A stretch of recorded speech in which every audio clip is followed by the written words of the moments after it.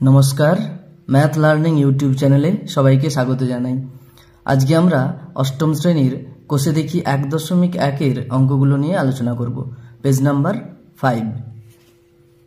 कोषे देखी 1.1 दुइয়ের দাগের অঙ্কটা কি বলেছে? আমিনাদের বাড়ির আয়তক্ষেত্রাকার উঠানের দৈর্ঘ্য 6 মিটার এবং প্রস্থ 4.2 মিটার। ওই উঠানের মাঝখানে 3.5 মিটার বাই 2.5 মিটার মাপের একটি আয়তক্ষেত্রাকার শতরঞ্চি পাতলাম। এটা গুণচিহ্নের মতো দেওয়া আছে কিন্তু পড়তে হবে বাই বলে। আবার বলছি 3.5 মিটার বাই 2.5 মিটার, অর্থাৎ এখানে যে শতরঞ্চিটা পাতা হয়েছে তার দৈর্ঘ্য 3.5 মিটার আর প্রস্থ 2.5 মিটার। শতরঞ্চি বাদে বাকি উঠানের ক্ষেত্রফল হিসাব করে লিখি। এই অঙ্কগুলো পরিমিতির অঙ্ক করতে গেলে ছবি এঁকে নেওয়াটা খুব প্রয়োজন। এখানে কি বলেছে? বাড়ির আয়তক্ষেত্রাকার উঠানের দৈর্ঘ্য আর প্রস্থ দেওয়া আছে। আমি ডান দিকে বাড়ির উঠানের একটা জ্যামিতিক চিত্র এঁকে নিলাম। আয়তক্ষেত্রাকার বলেছে, আয়তক্ষেত্রের মতো দেখতে আমি উঠোনটা এঁকে নিলাম। তার দৈর্ঘ্য দেওয়া আছে 6 মিটার, তাহলে এদিকে হবে এটা দৈর্ঘ্য 6 মিটার, আর প্রস্থ দেওয়া আছে 4.2 মিটার, এদিকটা 4.2 মিটার। ওই উঠানের মাঝখানে 3.5 মিটার বাই 2.5 মিটার মাপের আরও একটা আয়তক্ষেত্রাকার শতরঞ্চি এখানে পেতে দেওয়া হয়েছে। তাহলে মাঝখানে মোটামুটি এরকম আয়তক্ষেত্রাকার একটা শতরঞ্চি আঁকলাম, যার দৈর্ঘ্য দেওয়া আছে 3.5 মিটার, তাহলে এটা হয়ে যাবে 3.5 মিটার এইটা দৈর্ঘ্য, আর এটা প্রস্থ 2.5 মিটার। এরপরে বলেছে শতরঞ্চি বাদে বাকি উঠোনের, এটা শতরঞ্চি বাদে যে বাকি উঠোনটা পড়ে আছে এইটা, এই বাকি উঠোনের ক্ষেত্রফল হিসাব করে লিখি। এটা আমি রেখা দিয়ে যেটা আমাদের বের করতে বলেছে যে ক্ষেত্রফলটা, সেটা আমি বোঝানোর চেষ্টা করছি।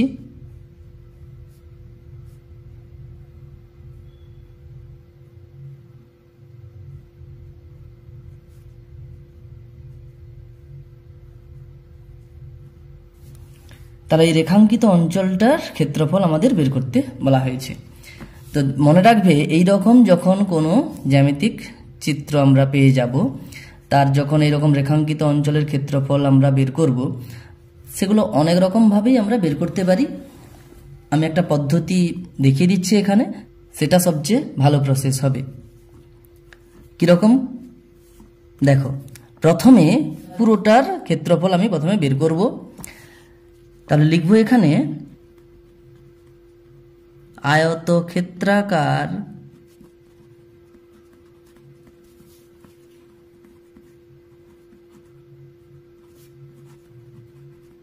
উঠানের দৈর্ঘ্য দেওয়া আছে 6 মিটার এবং প্রস্থ দেওয়া আছে 4.2 মিটার। অতএব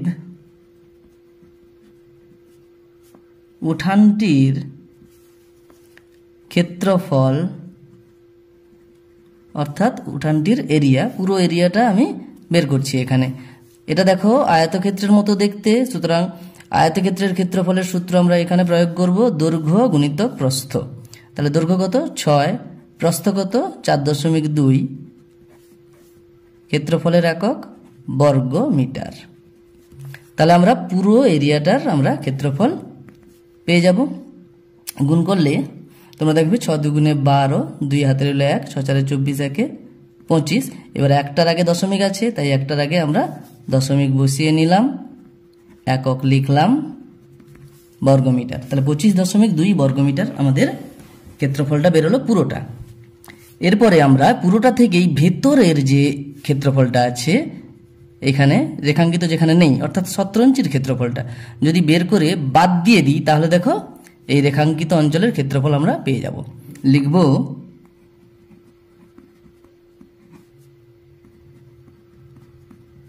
শতরঞ্চির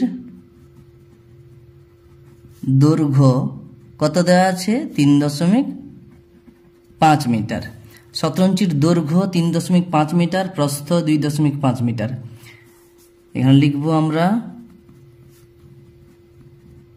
প্রস্থ 2.5 মিটার। অতএব শতরঞ্চির ক্ষেত্রফল, তাহলে দেখো শতরঞ্চিটাও দেখতে আয়তক্ষেত্রের মতোই আছে। এখানে বলে দেওয়া আছে আয়তক্ষেত্রাকার শতরঞ্চি। আয়তক্ষেত্রের ক্ষেত্রফল আমরা জানি দৈর্ঘ্য গুণিতক প্রস্থ, একটু আগে করেছি। তাহলে এই ক্ষেত্রে দেখো দৈর্ঘ্য কত 3.5, প্রস্থ 2.5, তাহলে সেটা আমরা গুণ করব। দৈর্ঘ্য 3.5 গুণিতক প্রস্থ 2.5 হয়ে যাবে একক কত, ক্ষেত্রফলের একক বর্গ মিটার।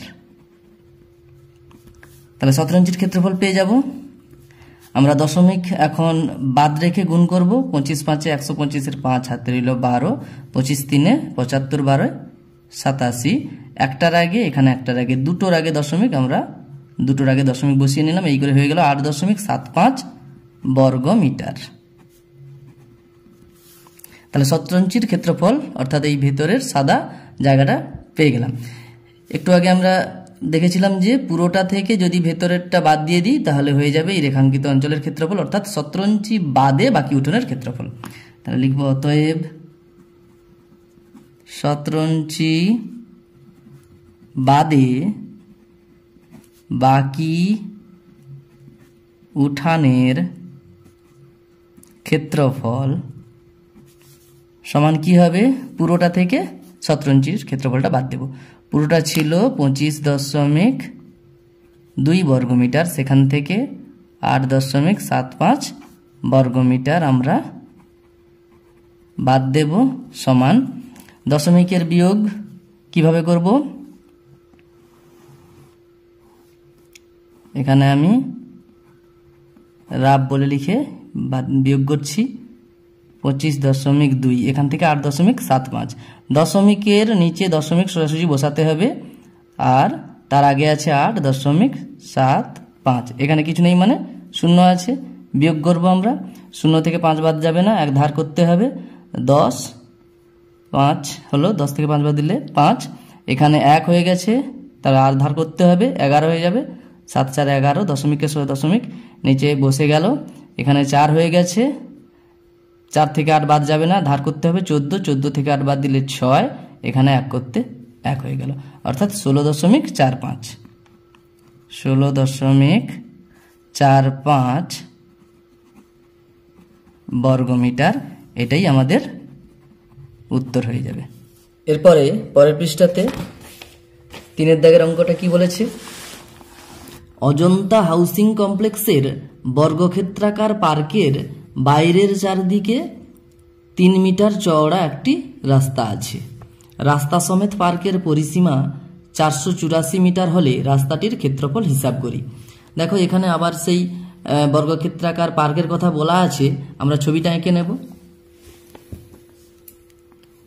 বর্গক্ষেত্রাকার পার্ক, সুতরাং 4টা বাহুর দৈর্ঘ্যই সমান হবে। এরকম একটা বর্গক্ষেত্রাকার পার্ক মোটামুটি আঁকলাম। এর চারদিকে, তাহলে বাইরের চারদিকে বলেছে, বাইরের চারদিকে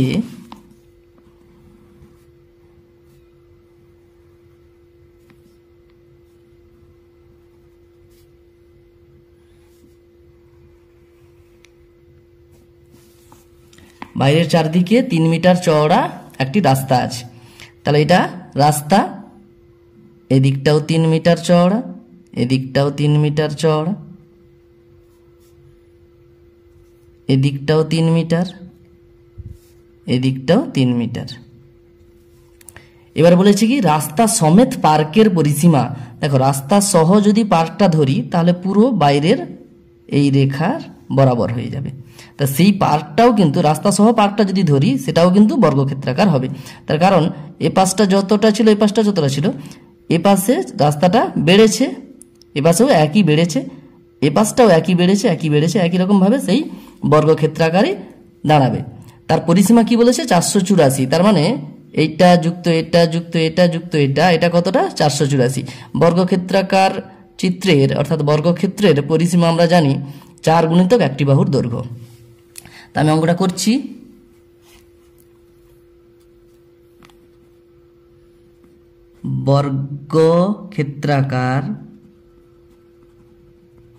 বর্গক্ষেত্রাকার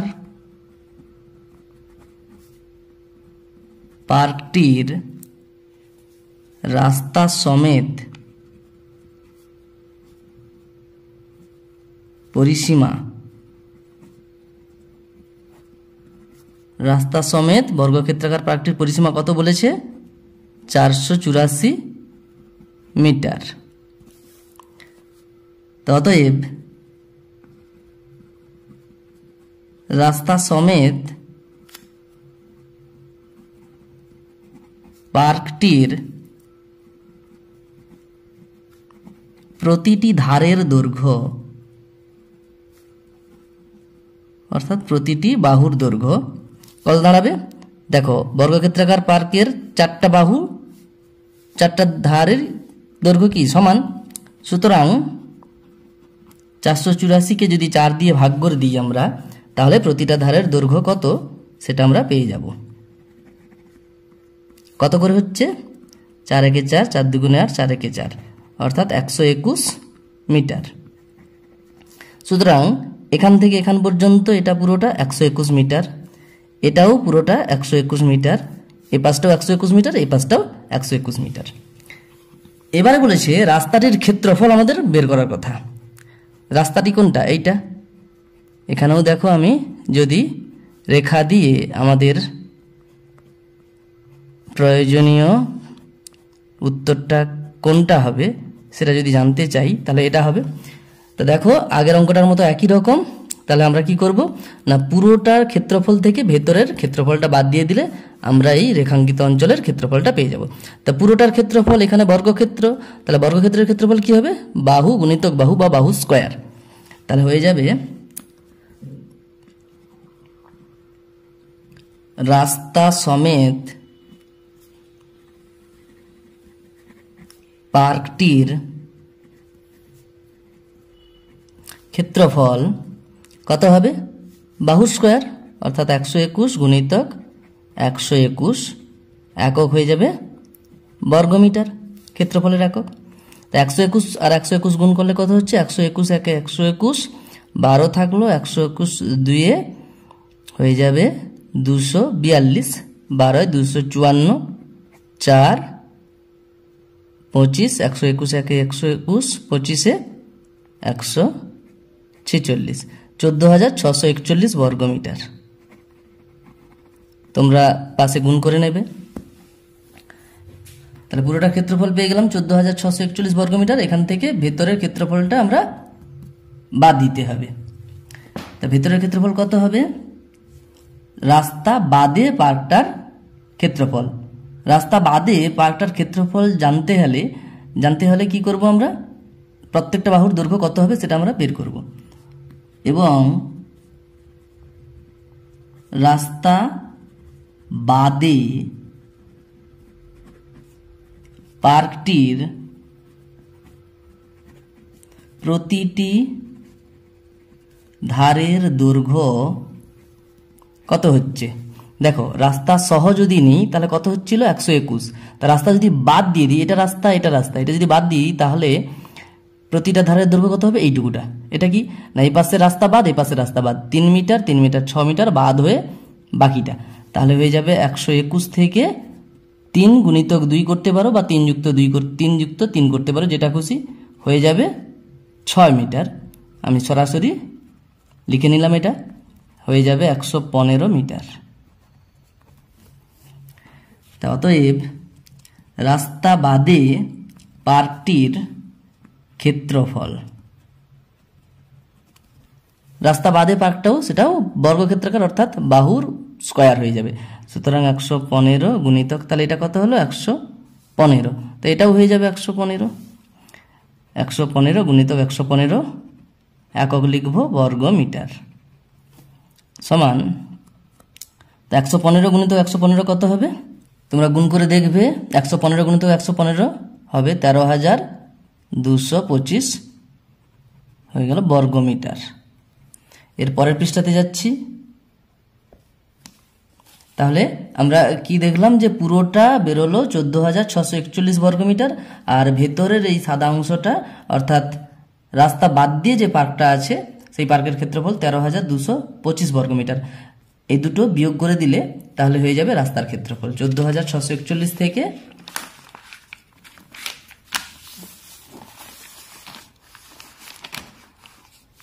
তাহলে অতএব রাস্তার ক্ষেত্রফল কত হবে? 14,641, সেখান থেকে 13,225 একক বর্গমিটার, সমান কত হবে? 25, 16, 41, 2, 4, 6, তাহলে হয়ে যাবে 1416 বর্গমিটার। তাহলে এটাই রাস্তার ক্ষেত্রফল হয়ে যাবে। আর এটাই চেয়েছে আমাদের যে রাস্তার ক্ষেত্রফল হিসাব করি, তাহলে এটাই উত্তর হয়ে যাবে। এরপরে 4 দাগের অঙ্কটা কি বলেছে? মিহিরদের আয়তক্ষেত্রাকার বাগানের দৈর্ঘ্য 50 মিটার এবং প্রস্থ 30 মিটার। সঙ্গে সঙ্গে আমি আয়তক্ষেত্রাকার বাগানের একটা ছবি এঁকে নেব।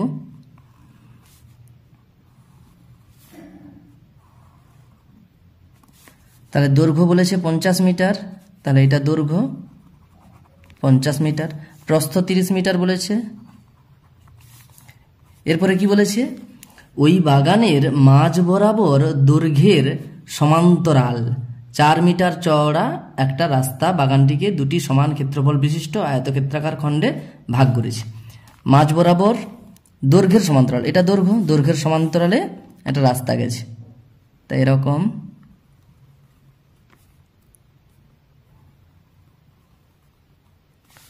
তো এদিকে তো এই পাশের যে খণ্ডটা আয়তক্ষেত্রাকার খণ্ড আছে, এ পাশে যে খণ্ডটা আছে, এই দুটোর ক্ষেত্রফল সমান হবে এটা বলে দেওয়া আছে। সেই অনুযায়ী আমি এরকম ছবিটা আঁকলাম। তো এরপরে বলছে যে রাস্তাটির ক্ষেত্রফল নিজে এঁকে হিসাব করে লিখি। তাহলে রাস্তাটা আমি রেখাঙ্কিত অঞ্চল হিসেবে রেখা দিয়ে দিচ্ছি। তো এই রাস্তার ক্ষেত্রফলটা বের করতে বলেছি। দেখো অনেক পদ্ধতিতে আমরা এই রাস্তার ক্ষেত্রফল বের করতে পারি। আমি এখানে সবচেয়ে যে সহজ এবং ছোট হবে যে পদ্ধতিটা সেটাই করিয়ে দিচ্ছি। দেখো এই রাস্তাটা আয়তক্ষেত্রের মতো দেখতে, তাহলে আমরা আয়তক্ষেত্রের ক্ষেত্রফল এখানে যে সূত্রটা সেটা আমরা প্রয়োগ করে দিতে পারি। তাহলে কি হবে? দৈর্ঘ্য গুণিত প্রস্থ। বলে দেওয়া আছে রাস্তাটি 4 মিটার চওড়া, সুতরাং এইটা কত হবে? 4 মিটার। আর এটা কতটা? এই দৈর্ঘ্য যতটা, তাহলে এটাও হয়ে যাবে 50 মিটার, এটা হয়ে যাবে প্রস্থটা কত হবে? 4 মিটার। তাহলে এই রাস্তার ক্ষেত্রফল কত হবে? দৈর্ঘ্য গুণিত প্রস্থ করে 50 গুণিত 4 করে নিতে পারি। আরও অনেক রকম পদ্ধতিতে করা যায়, এটা সবচেয়ে সহজ পদ্ধতি, আমি এটাই করিয়ে দিচ্ছি। যে রাস্তাটি আয়তাকার হবে যার দৈর্ঘ্য হবে, দৈর্ঘ্য সমান কত? 50 মিটার এবং প্রস্থ 4 মিটার, অর্থাৎ রাস্তাটা চওড়া 4 মিটার। এটা দেখো এইটা আয়তক্ষেত্রের মতো দেখতে, দৈর্ঘ্য 50 মিটার হবে, মানে এটা একই, আর এটা যে চওড়া রাস্তাটা 4 মিটার সেটা। তাহলে দৈর্ঘ্য প্রস্থ পেয়ে গেলাম। অতএব রাস্তাটির ক্ষেত্রফল সমান কত হবে? দৈর্ঘ্য গুণিত প্রস্থ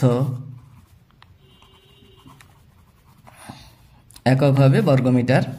তাহলে 50 4 200 বর্গমিটার, এটা পেয়ে গেলাম। এরপরে দেখো আরো এর দাগ আর বি এর দাগ বলে আরো দুটো অঙ্ক ওই 4 দাগের অঙ্কের সঙ্গে যোগ করা আছে। এখানে বলেছে যদি 4 মিটার চওড়া রাস্তাটি বাগানের মাঝ বরাবর প্রস্থের সমান্তরাল হতো এবং বাগানটিকে দুটি সমান খণ্ডে ভাগ করত, তবে রাস্তাটির ক্ষেত্রফল কি হতো তা নিজেকে হিসাব করে লিখি। তাহলে এটা ছিল দৈর্ঘ্য বরাবর, আর এটা প্রস্থ বরাবর করতে বলেছে। তাহলে ছবিটা যদি আবার আমরা আঁকার চেষ্টা করি,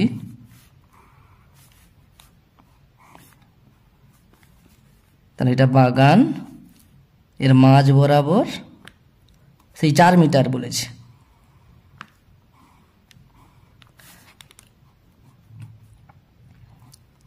তাহলে এইরকম রাস্তাটা তখন পাবো। এই খণ্ড আর এই খণ্ড সমান হবে, এটা বলে দেওয়া আছে আগের মতোই। তাহলে বাগানটার দৈর্ঘ্য কত ছিল? এই পাশটা 50 মিটার, প্রস্থ ছিল 30 মিটার। তাহলে দেখো, এটা যদি 30 মিটার হয়, এটাও 30 মিটার হবে। এই যে রাস্তাটা পেলাম, এটাও আয়তক্ষেত্রের মতো দেখতে। তার দৈর্ঘ্য কত পাবো? 30 মিটার। প্রস্থ কত পাবো? এই চওড়াটা, অর্থাৎ 4 মিটার।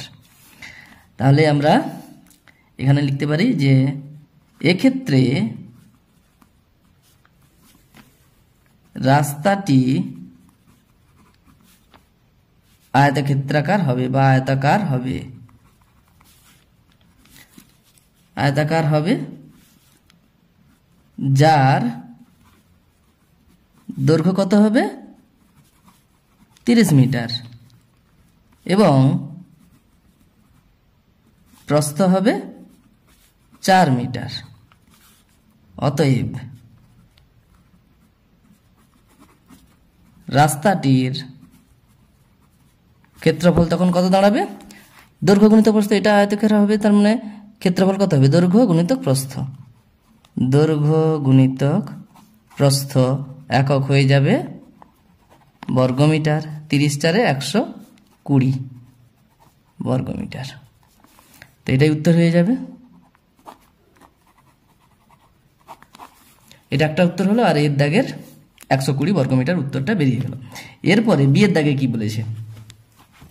বলেছে যদি মিহিরদের বাগানের মাঝ বরাবর দৈর্ঘ্য ও প্রস্থের সমান্তরাল দুটি রাস্তা থাকতো, মিহিরদের বাগানকে 4টি সমান খণ্ডে ভাগ করত, তখন রাস্তার ক্ষেত্রফল কি হতো নিজে এঁকে হিসাব করে লিখি। তাহলে দেখো, এখানে ছবিটা আঁকছি আমি, কি বলতে চাইছে।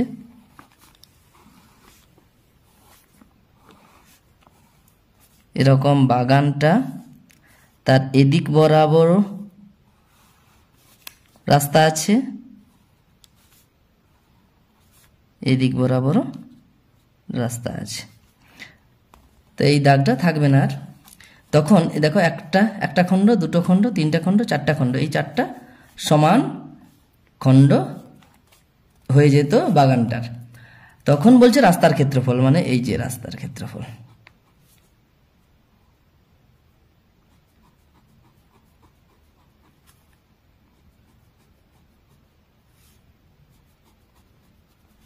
এই রাস্তার ক্ষেত্রফল কত জানতে চেয়েছে। এখানেও অনেক পদ্ধতিতেই অঙ্ক করা যায়, তবে এর সবচেয়ে ভালো পদ্ধতি যেটা হবে সেটা আমি দেখিয়ে দিচ্ছি। যে প্রথমে আমরা কি করব, সেই 2-এর দাগের অঙ্ক, 2-এর দাগা 3-এর দাগের অঙ্কগুলোর মতো কি করব, পুরোটা থেকে আমরা এই যে 4টা খণ্ড হয়েছে সেটার ক্ষেত্রফল বাদ দিয়ে দেবো। পুরো ক্ষেত্রফল থেকে এই 4টার মোট ক্ষেত্রফল যত হবে সেটা বাদ দিয়ে দিলে রাস্তার ক্ষেত্রফল আমরা পেয়ে যাব। তাহলে এটা ছিল 50 মিটার, এটার দৈর্ঘ্য, আর প্রস্থটা 30 মিটার, আর রাস্তা 4 মিটার চওড়া, মানে এটা 4 মিটার, এটাও 4 মিটার চওড়া, এটাও 4 মিটার চওড়া, এটাও 4 মিটার চওড়া। আমরা কি করব, পুরো বাগানটার ক্ষেত্রফল আমরা বের করে নেব। রাস্তা সহ বাগানটির ক্ষেত্রফল সমান দৈর্ঘ্য গুণিতক প্রস্থ। রাস্তা সহ বাগান মানে পুরোটা। দৈর্ঘ্য আছে 50 মিটার, প্রস্থ আছে 30 মিটার, সুতরাং দৈর্ঘ্য গুণিতক প্রস্থ 50 গুণিতক 30 বর্গমিটার। তাহলে 5 3 15, দুটো শূন্য, অর্থাৎ 1500 বর্গমিটার হয়ে গেল পুরো বাগানটার ক্ষেত্রফল। সেখান থেকে আমরা এই যে 1 2 3 4টা যে খণ্ড, তার ক্ষেত্রফল যত হবে সেটা বাদ দেব। এখানে বলে দেওয়া আছে 4টা খণ্ড কিন্তু সমান খণ্ড, সমান ক্ষেত্রফল বিশিষ্ট। আমরা প্রত্যেকটা খণ্ডের ক্ষেত্রফল কত হবে সেটা আমরা বের করব। 4টি খণ্ডের এখন চারটি খণ্ডের প্রতিটির দৈর্ঘ্য কত করে হবে? দৈর্ঘ্য এইটুকু, এটা দৈর্ঘ্য হবে, এটার দৈর্ঘ্য যত এরও দৈর্ঘ্য তত হবে, প্রস্থ যতটা হবে প্রস্থ এর প্রস্থ তত হবে। তো এই দৈর্ঘ্যটা কতটা হবে ভালো করে খেয়াল করো। পুরোটা ছিল 50 হয়ে মাঝখানে 4 মিটার রাস্তাটা বাদ চলে গেছে, বাকি যেটা পড়ে আছে সেটা কিন্তু দুজনে মিলে সমান সমান ভাগ করে নিয়েছে। তাহলে 50 ছিল, সেখান থেকে 4 মিটার চওড়া রাস্তাটা বাদ চলে গেছে, বাকি যেটা আছে সমান দুভাগে ভাগ করে নিয়ে দৈর্ঘ্যটা দাঁড়িয়ে গেল। তাহলে কত হচ্ছে? 50 থেকে 4 বাদ দিলে 46, 46 থেকে 46কে 2 দিয়ে ভাগ করলে 23 হয়ে যাবে, 23 মিটার। তার মানে এটা 23 মিটার। আর প্রস্থ দাঁড়াবে কত? এবং প্রস্থ কত হবে?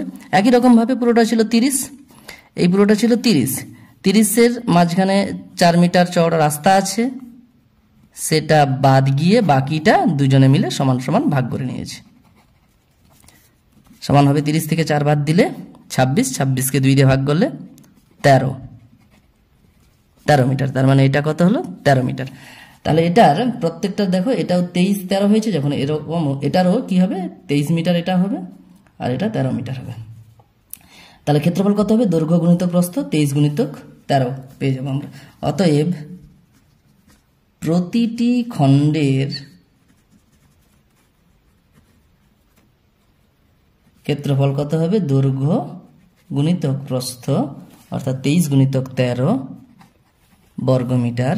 কত হবে? 13 3 39, 9 3 13 2 26, 3 29, 299 বর্গমিটার। তাহলে আমরা এটা 299, এটাও 299, এটাও 299, এটাও 299 পেয়ে গেছি। তো এবারে 4টা খণ্ডের তাহলে মোট ক্ষেত্রফল কত হবে? অতএব 4টি খণ্ডের মোট ক্ষেত্রফল সমান কত হবে? 299 গুণিতক 4 বর্গমিটার। পরের পৃষ্ঠে যাচ্ছি। সমান কত হবে? 4 9 36, 3 4 9 36, 3 39, 9 3 4 2 8 3 11, 1196 অর্থাৎ 1196 বর্গমিটার। এটা হয়ে যাবে এই 4টা খণ্ড মিলে মোট ক্ষেত্রফল। তাহলে পুরোটা পেয়ে গেছি আমরা 1500 বর্গমিটার ক্ষেত্রফল পুরোটা। সেখান থেকে 1196 বাদ দিয়ে দিলে তার রাস্তার ক্ষেত্রফলটা পড়ে থাকবে। অতএব রাস্তার ক্ষেত্রফল সমান 1500 থেকে 1196 বর্গমিটার আমরা বাদ দিয়ে দেব, 304 বর্গমিটার। এটাই হয়ে যাবে বি এর অ্যান্সার। দেখো এই অঙ্কটা যদি শুধুমাত্র এই বি এর দাগটা পড়ে, তাহলে আমি যেই প্রসেসে করে দিয়েছি সেই প্রসেস করলে সবচেয়ে ভালো। আর অন্য একটা প্রসেস করা যেতে পারে, সেটা আমি দেখাচ্ছি কীরকম। পুরো এটার এই পাশের যে আয়তক্ষেত্রাকার যে রাস্তাটা হচ্ছে তার ক্ষেত্রফল আমরা অলরেডি বের করে নিয়েছি 200 বর্গমিটার। তাহলে হয়ে গেল এটা 200 প্লাস এ পাশেরটা যদি আমরা পুরোটা ধরে নিই এইদিকে, সেটাও এর দাগে বের করানো হয়ে গেছে 120 বর্গমিটার। তাহলে টোটাল আমরা দেখো এদিকটা আর এদিকটা ধরতে গিয়ে এইখানে ডবল বার ধরা হয়ে গেছে, দুবার ধরা হয়ে গেছে, একবার বাদ দিতে হবে একবার। তাহলে এইটুকুটা কত না, এই পাশেও 4 এ পাশেও 4 চওড়া, এই পাশের রাস্তাটা কত 4 মিটার চওড়া, এ পাশেও 4 মিটার চওড়া। তাই এটা অ্যাকচুয়াল একটা বর্গক্ষেত্রাকার রাস্তা হয়ে গেছে। সুতরাং 4 4 16, এটা দুবার ধরা হয়ে গেছে, একবার 16 বর্গমিটার বাদ দিতে হবে। তাহলে হয়ে গেল 200 বর্গমিটার প্লাস 120 বর্গমিটার বিযুক্ত 16 বর্গমিটার। এটা দেখো বাদ, এটা যদি আমরা সরল করি তাহলে হয়ে যাবে 304 বর্গমিটার। সুতরাং আমরা এভাবেও সহজ সরলভাবে আমরা অঙ্কটা করে নিতে পারি। এরপরে 5 এর দাগের অঙ্কটা করাচ্ছি। 5 এর দাগের অঙ্কটা কি বলেছে? আমাদের বাড়ির পাশে পাপিয়াদের আয়তক্ষেত্রাকার জমি আছে। এই আয়তক্ষেত্রাকার জমির দৈর্ঘ্য 48 মিটার এবং প্রস্থ 26 মিটার। সঙ্গে সঙ্গে ছবিটা এঁকে নিচ্ছি।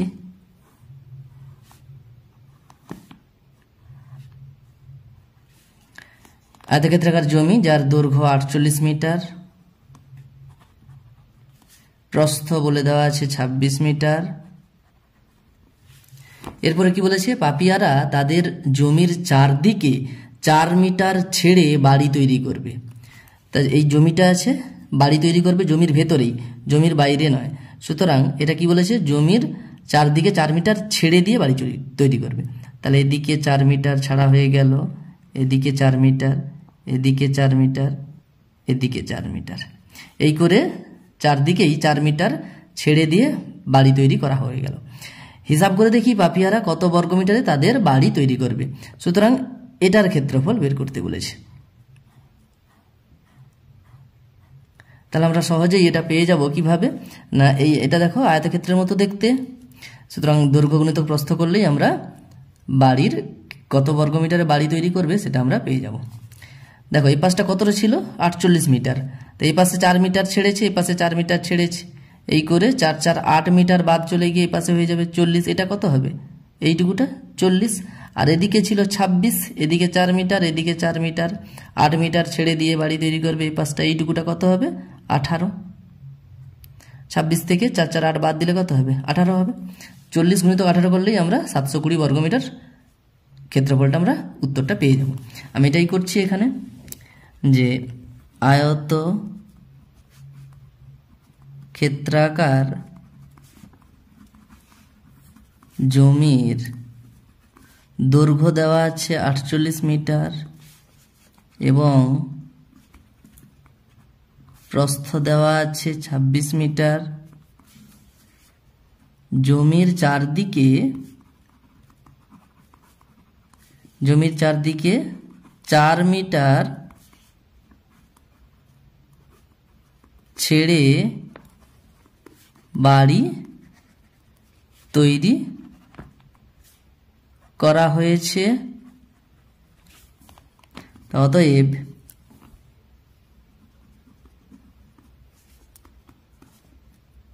বাড়ির দৈর্ঘ্য কত হবে, পুরোটা 48 থেকে এই পাশে 4, ও পাশে 4, 8 বাদ যাবে, এবং প্রস্থ 26 ছিল, 4 4 8 বাদ যাবে, হয়ে যাবে, আচ্ছা এটা হবে 40 মিটার, এটা হবে 18 মিটার। অতএব বাড়ি তৈরির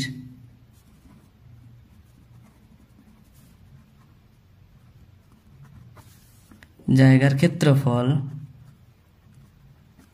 কত হবে, দৈর্ঘ্য গুণিত প্রস্থ এত বর্গমিটার সমান 18 4 72 শূন্য, অর্থাৎ 720 বর্গমিটার। এটাই উত্তর হয়ে যাবে।